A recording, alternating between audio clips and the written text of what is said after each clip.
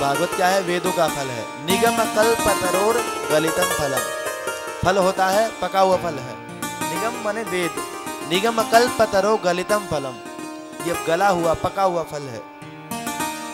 किसी ने कह दिया महाराज अगर भागवत फल है और कहीं खाए खट्टा निकल गया तो? बोले नहीं, खट्टा नहीं निकल सकता। क्यों? बोले एक फल जो होता है आपने देखा होगा, जिसमें तोते की चोंच लग जाए वो फल मीठा होता है। अब भगवान जाने कि वो फल मीठा होता होगा तो तोता चोंच लगाता होगा, या फिर तोते के चोंच लगाने से वो फल मीठा हो जाता है, लेकिन फल खट्टा नहीं हो सकता। उसी प्रकार इस भागवत में किसका मुख लगा हुआ है? श्री सुखदेव जी महाराज का मुख लगा हुआ है, तो खट्टा होने का तो प्रश्न ही नहीं है। निगम कल्पतरो गलितम फलम, शुक मुखात, सुखदेव जी का मुख लगा हुआ है। अमृत द्रव संयुतम, आम बना आम का आमरस बनता है। इस भागवत में कौन सा रस है? बोले अमृत रूपी रस है भागवत के अंदर। कब तक पिए? बोले बार बार पीते रहो। मुहु रहो रसिका भुवि बाबू का। ऐसे नहीं भी एक बार हमने पिछली बार कथा सुनी थी तो इस बार अब घर में रहते हैं, कथा सुनने से कल्याण तो है ही जाएगा, तो अब काय को सुनो? बार बार जब तक जीवन मिला है तब तक कथा सुननी चाहिए। रसिका भुवि भाव का, इन लोगों को अधिकारी बतलाया है। सूत जी महाराज नैमिषारण्य तीर्थ में बैठे हैं और शौनकादिक ऋषि प्रश्न करते जा रहे हैं। आज शौनकादिक ऋषियों ने 6 प्रश्न किए हैं। 6 प्रश्न किए, इन्हीं 6 प्रश्नों के ऊपर श्रीमद् भागवत का सार है। बैठे थे महाराज जी। अब संतों को कोई दुख नहीं है, लेकिन वो जानते हैं कलयुग आ रहा है, कलयुग के अंदर लोगों का मार्गदर्शन कैसे होगा, इसलिए उन्होंने कलयुग के लोगों के लिए 6 प्रश्न किए सूत जी महाराज से। कौन कौन से प्रश्न किए? कि जीव ने जन्म लिया है संसार में, इसका कल्याण कैसे हो? तुलसा में कांत श्रेयस तन्ना संसित मरहसी, जीव मात्र का कल्याण कैसे हो? दूसरा प्रश्न किया महाराज, शास्त्र तो बहुत हैं,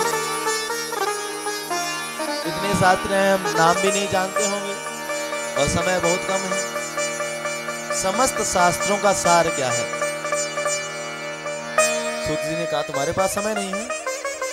बोले महाराज हमारे पास तो बहुत समय है, लेकिन वातावरण के अंदर, क्योंकि सूत जी महाराज ने कथा सुनाई तो कलयुग में सुनाई थी, कलयुग का प्रभाव धीरे धीरे बढ़ रहा था, तो पूछ लिया महाराज समस्त शास्त्रों का सार क्या है? तीसरा प्रश्न किया कि भगवान अवतार क्यों लेते हैं?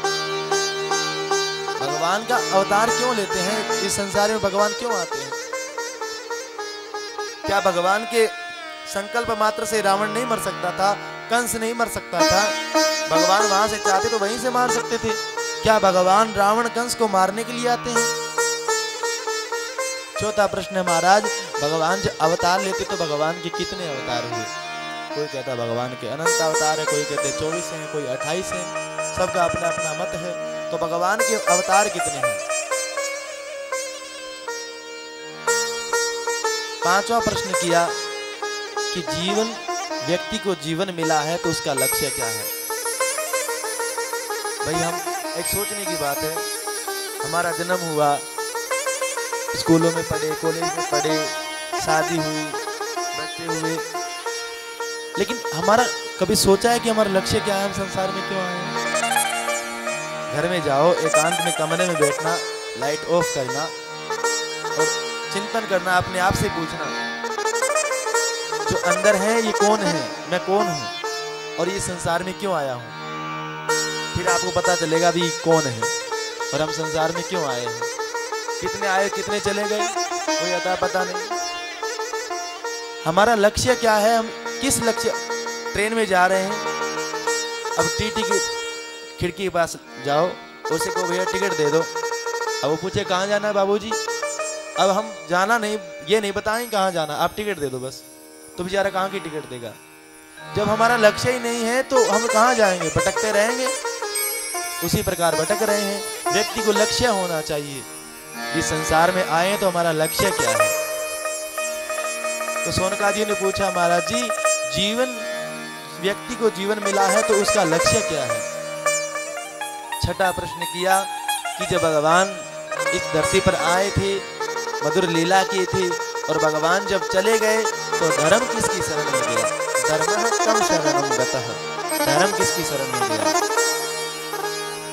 सूत जी महाराज बड़े प्रसन्न हुए और शौनकादिक ऋषियों, हमें नहीं लगता कि आपको इन प्रश्नों के उत्तर आपके पास नहीं है, लेकिन हम जानते हैं कि तुम मानवों के लिए प्रश्न कर रहे हो। सूत जी महाराज अपने गुरु भगवान का ध्यान करने लगे। कौन है सूत जी महाराज के गुरु जी? सुखदेव जी महाराज। सुखदेव भगवान का ध्यान करने लगे। यम प्रब्धजन्तमनुपेतमपेतकृत्यं वेपायनो विरह का तरयाजुहाव पुत्रेति तन्मयतया सर्वो विनन्दु तम सर्वभूतहृदयं मुनिमानतोऽस्मि। सुखदेव जी महाराज कैसे हैं? यम प्रव्रजन्त अनुपेतमपेत कृत्यम। बालक का जन्म होता है तो सारे संस्कार होते हैं, लेकिन कोई संस्कार नहीं हुआ। यम प्रव्रजन्तम अनुपेतम, यज्ञोपवीत संस्कार भी नहीं हुआ। 12 वर्ष तक माता के गर्भ में रहे थे। गर्ग संगीता में कथा आती है कि एक बार श्री देवर्षि नारद घूमते हुए, संसार में घूमते हुए कैलाश पर्वत पर पहुंचे।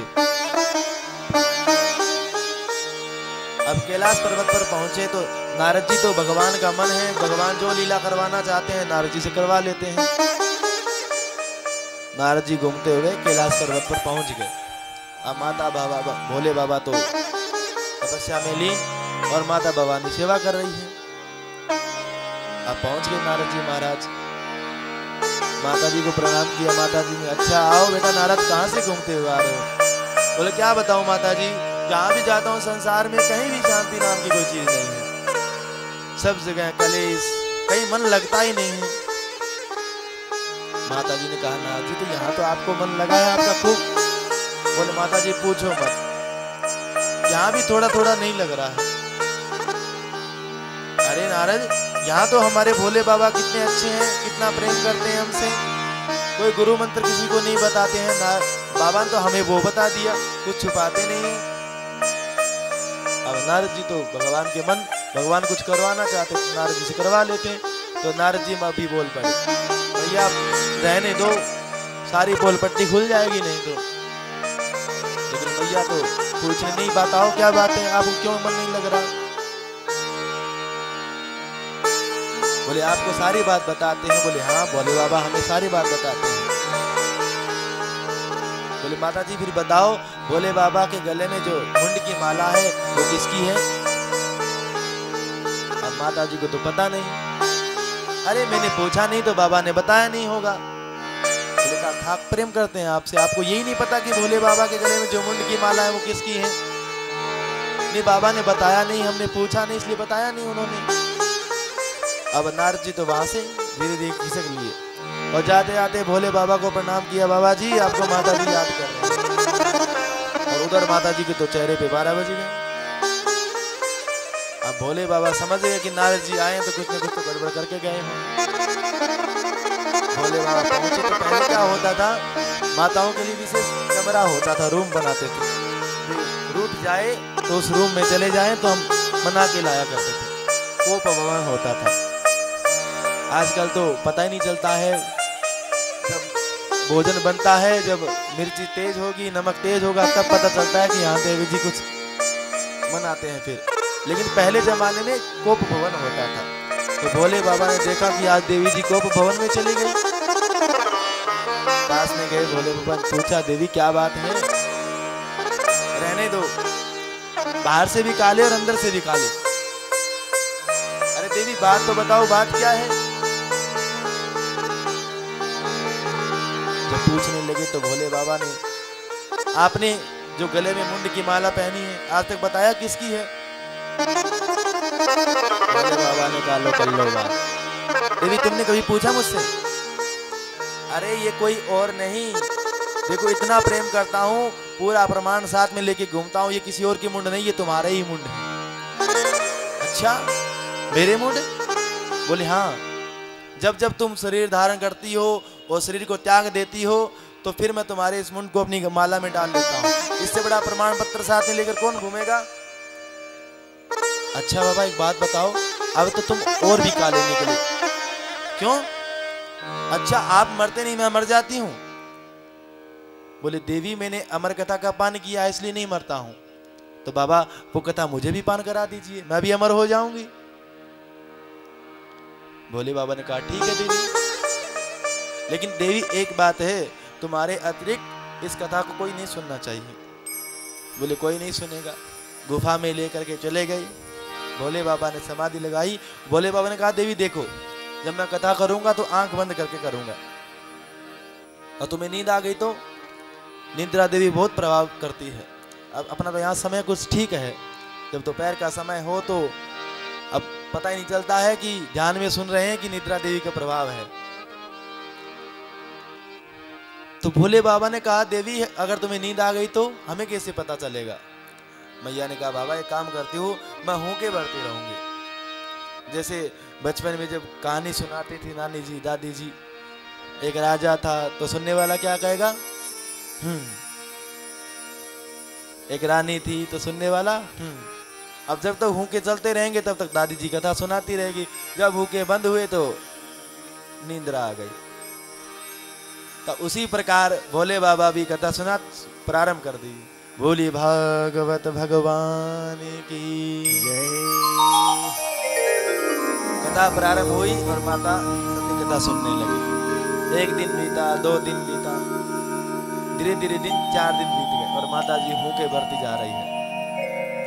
उस गुफा के अंदर जितने भी पक्षी कीट पतंग थे सबको सब बाहर निकाल दिया था, लेकिन एक सुख तोता का अंडा एक फूटा हुआ था। माता सती ने सोचा ये भला क्या कथा सुनेगा, ये तो फूटा हुआ है। लेकिन कथा के प्रभाव से उसमें जीव का संचार हो गया और धीरे धीरे वो तोताराम जी भी भूखे भरने लगे। अब तोताराम जी तो जैसे बोलो वैसे बोलने लग जाते हैं।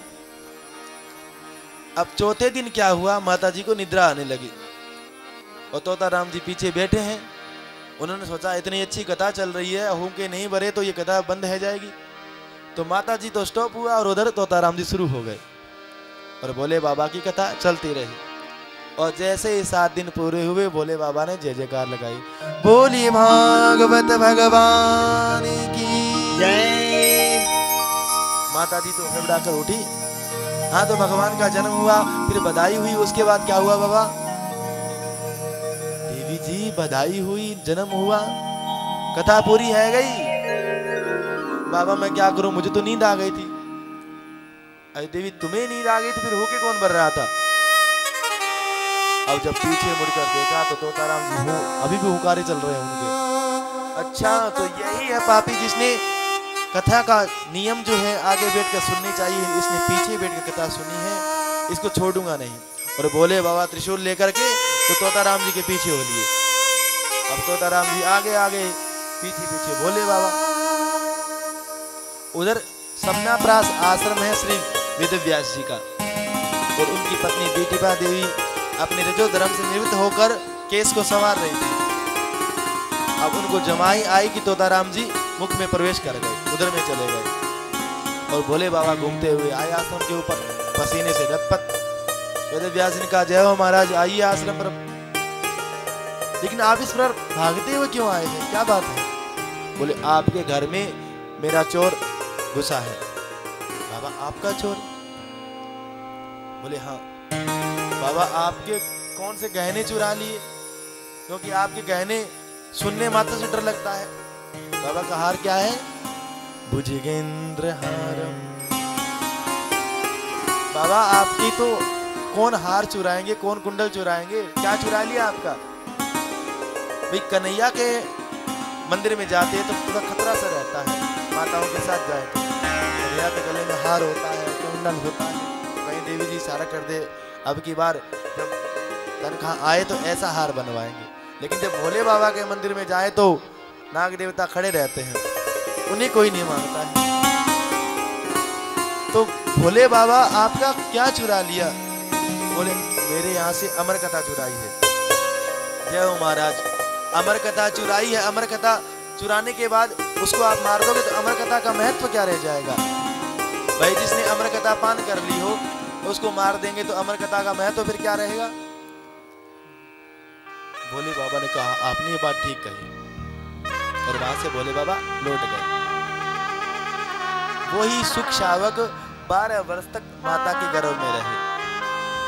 उस समय आने पर जब 12 वर्ष तक रहे, माता जी को भी कष्ट होता था। व्यास जी ने कहा अरे सुखदेव, तुम्हारी माता जी को बहुत कष्ट होता है, तुम बाहर आ जाओ। सुखदेव जी कहने लगे पिताजी, मैं बाहर आऊंगा तो संसार की माया मुझे लपेट लेगी, मैं बाहर नहीं आऊंगा, मुझे तो यही भगवान का भजन करना है। फिर भगवान ने दर्शन दिया सुखदेव जी महाराज को गर्भ में ही कि बेटा तू अगर आएगा तो तुझे मेरी माया नहीं लपेटेगी, तुम जन्म लो। और सुखदेव जी महाराज का जन्म हुआ। बोली सुखदेव जी महाराज की जय। और वही सुखदेव जी महाराज जन्म लेते ही प्रव्रजंत हो गए। यम प्रव्रजंतम अनुपेतम पेत कृत्यम द्वेपायनो विरह कातर आजुहाव। द्वेपायन व्यास जी महाराज पीछे पीछे दौड़ने लगे, बेटा रुक जाओ, बेटा रुक जाओ। विरह कातर आजुहाव पुत्रेति पुत्रेति, पुत्र रुक जाओ, पुत्र रुक जाओ। लेकिन सुखदेव जी महाराज चले जा रहे हैं। तरवो अभिनेंदु, जहां पर जो वृक्ष हैं वो भी बोल रहे हैं बेटा रुक जाओ, बेटा रुक जाओ। वृक्षों ने मानो समझा रहे हैं वेद व्यास जी को, व्यास जी जिस प्रकार हम खड़े रहते हैं, हमारा एक ही काम है कि लोग हमें पत्थर मारते हैं, लेकिन हम पत्थर मारने के बजाय उसको फल देते हैं। वैसा ही आप वृक्ष हैं, आपका सुखदेव फल है, इसको रोकिए मत, संसार के लिए जाने दीजिए। वही सुखदेव जी महाराज लौटकर वापस घर आ गए। सुखदेव जी महाराज वन में जाकर भगवान का भजन करने लगे और भगवान के चरणों में प्रेम करने लगे। जो प्रश्न किए थे ना, 6 प्रश्न, जीवन का लक्ष्य क्या है, जीवन का कल्याण कैसे हो। देखिए जितने भी अनुष्ठान हैं, जितने भी पूजा है, हम क्यों करते हैं, किस लिए करते हैं? कि भगवान के चरणों में प्रेम हो जाए। कोई भी अनुष्ठान है, कोई भी पद्धति है, भागवत है, रामायण है, कोई भी अनुष्ठान है, बस यही एक लक्ष्य होता है कि भगवान के चरणों में प्रेम हो जाए। और प्रेम हो जाता है तो घर की आसक्ति अपने आप छूट जाती है। मीराबाई का आपने नाम सुना है, कितने कष्ट हुए थे उनके ऊपर, लेकिन इतने बड़े राजघराने की हो करके भी भगवान को नहीं छोड़ा। लोग बहुत प्रकार से आपत्ति उठाते थे, लेकिन मीरा जी तो भगवान से इतना प्रेम था कि घर बार आसक्ति अपने आप छूट गई। भगवान को ही सब कुछ मानते थे।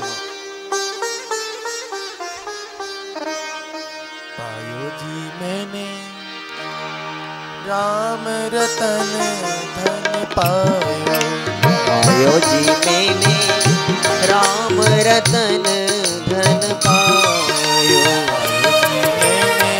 राम रतन धन पायो, पायो जी मैंने राम रतन धन पायो। वस्तु अमोलक दीनी मेरे सतगुरु, वस्तु अमोलक दीनी मेरे सतगुरु। वस्तु अमोलक दीनी मेरे सतगुरु। वस्तु अमोलक दीनी मेरे सतगुरु। कृपा कर अपनायो, पायो जी मैंने राम रतन धन पायो। पायो जी मैंने राम रतन धन पायो।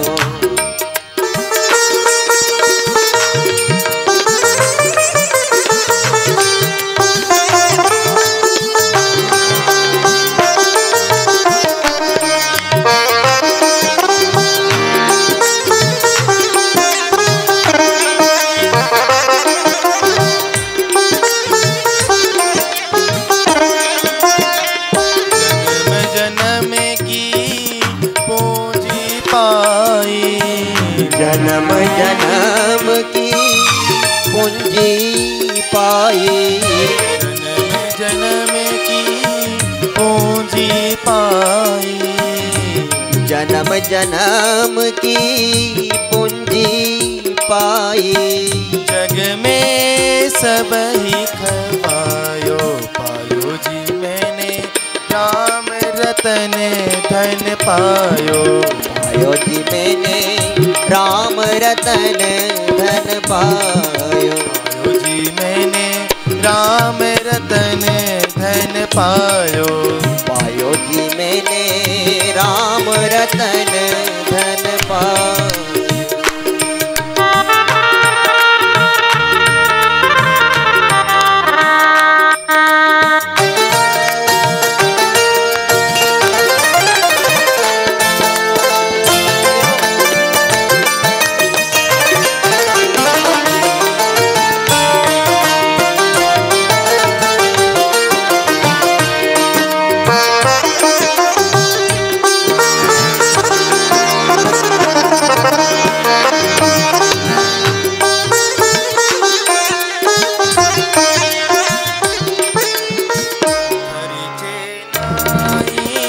चोर न लेवे, खर्च न खोटे चोर न लेवे, खर्च न लूटे चोर न लेवे, खर्च न खोटे चोर न लेवे।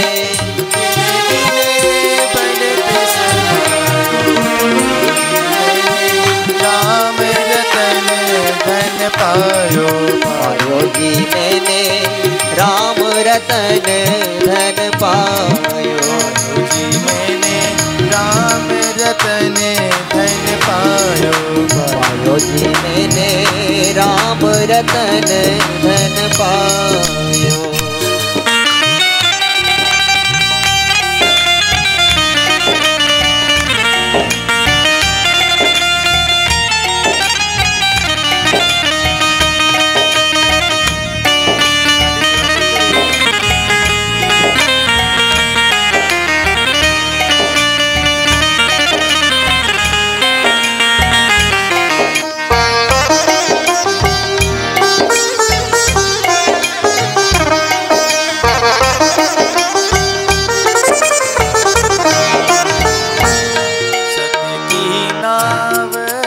केवटिया सतगुरु, सत की नाव खिवैया सतगुरु, की नाव केवटिया सतगुरु, सत की नाव खिवटिया सतगुरु।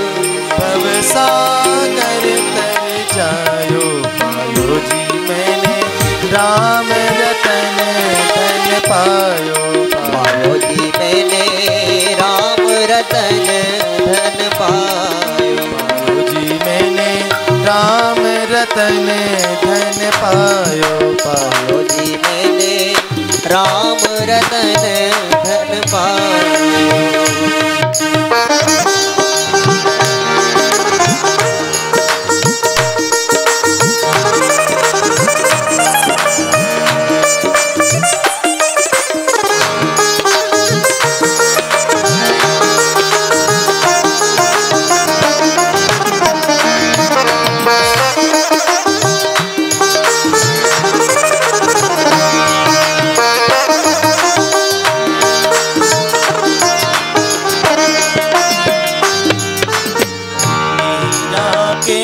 प्रभु गिरिधर नागरे, मीरा के प्रभु गिरधर नागरे, मीरा के प्रभु गिरिधर नागरे, मीरा के प्रभु गिरधर नागरे।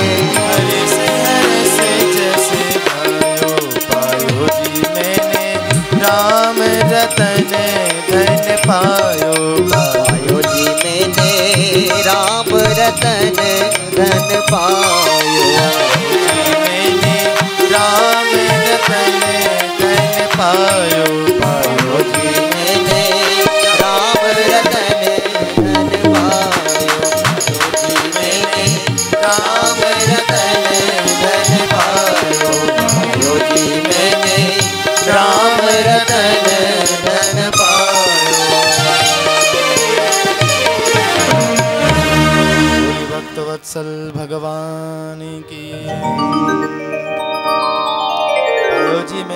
राम रतन धन पायो। मीरा जी के ऊपर कितने अत्याचार हुए थे, बड़े बड़े निकाला, घर से निकाल दिया था, लेकिन मीरा जी एक ही अपने हृदय गोपाल को, पढ़ी लिखी नहीं थी, लेकिन आज लोग उनके पदों के ऊपर पीएचडी करते हैं, जाने कितनी डिग्रियां प्राप्त करते हैं। भगवान ये नहीं देखते हैं कि कितना पढ़ा लिखा है, कितना संस्कृत में बोलते हैं, आती कि नहीं आती, भगवान भक्ति देखते हैं। भाई ये तो क्लास है, अब जो व्यक्ति सबसे ऊपर वाली क्लास में पहुंच गया है तो फिर नीचे की क्लास पढ़ने की क्या जरूरत है। जिसके अंदर भक्ति आ गई, ये सब शास्त्र हैं, ये इसीलिए तो है कि व्यक्ति के अंदर भक्ति आ जाए। ये तो रास्ता है, मार्ग है भगवान के ऊपर, भगवान तक पहुंचने का। अलग अलग रास्ते हैं, कोई किसी रास्ते से जाता है, कोई किसी रास्ते से जाता है, लेकिन जो व्यक्ति पहुंच गया है वहां, तो फिर उन रास्तों को पढ़ने की जरूरत नहीं है। जब व्यक्ति के अंदर भक्ति आ गई तो कोई शास्त्र सुनने की आवश्यकता नहीं है, क्योंकि भक्ति ही तो भगवान को प्रिय है। तीसरा प्रश्न किया था कि जीवन का उद्देश्य क्या है। जीवन का उद्देश्य है परम तत्व को पाना। तत्व क्या होता है जी? वदन्ति तत्तत्त्वविदः तत्त्वं यज्ञानमदवयं ब्रह्मेति परमात्मेति भगवान इति सत्यते।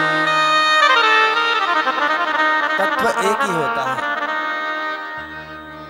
लेकिन उसी को तत्व को ब्रह्मेति परमात्मेति भगवान इति सत्यते।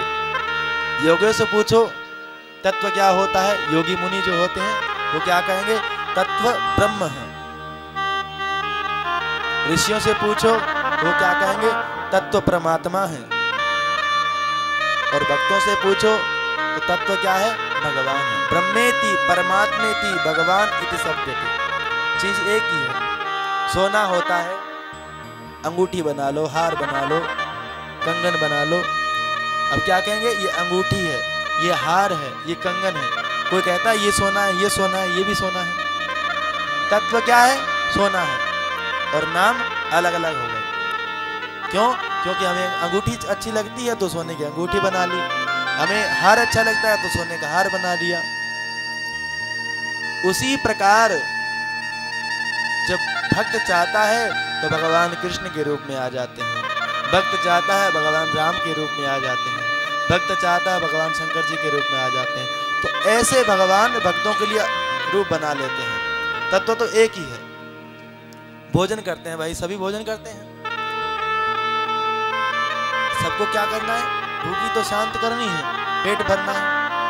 अब किसी को पूड़ी अच्छी लगती है तो किसी को पराठा अच्छा लगता है, तो कोई चपाती में भी अपना आनंद लेता है। सबका अपना अपना टेस्ट है, भरना सबको पेट है। उसी प्रकार भगवान भी न जाने कितने अवतार भगवान ने बनाए हैं। भाई किसी को लीला पुरुषोत्तम ठाकुर जी अच्छे लगते हैं तो ठाकुर जी को मनाओ, किसी को मर्यादा पुरुषोत्तम राम जी अच्छे लगते हैं तो राम जी को मनाओ, किसी को जटाजूट भोले बाबा अच्छा लगते हैं तो उनकी सेवा करो। सेवा उन्हीं की होनी है, एक ही चीज है, लेकिन नाम अलग अलग है। भगवान ने भक्तों के लिए अलग अलग रूप बना लेते हैं। तत्व तो एक ही होता है।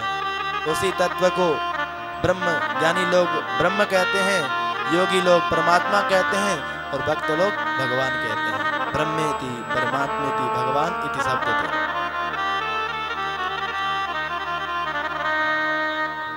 सोनकादियों ने पूछा, महाराज जी ये कथा सुखदेव ने राजा परीक्षित को क्यों सुनाई? क्या कारण था? राजा परीक्षित कोई पात्र क्यों बनाया? क्या इसके अलावा और कोई पात्र नहीं मिला था राजा सुखदेव जी महाराज को? परीक्षित को ही 7 दिन बैठकर कथा क्यों सुनाई? क्योंकि सुखदेव जी महाराज तो इतने ब्रह्म ज्ञानी थे कि वो गुफा में थे। उन्होंने कब भागवत का अध्ययन किया? वो तो जन्म लेते ही चले गए थे ना वन में, तो कब लौटकर आए, कब उन्होंने शिक्षा ग्रहण की, फिर कब सुखदेव जी महाराज ने राजा परीक्षित को सुनाई? पूरी कहानी आप विस्तार से बताइए।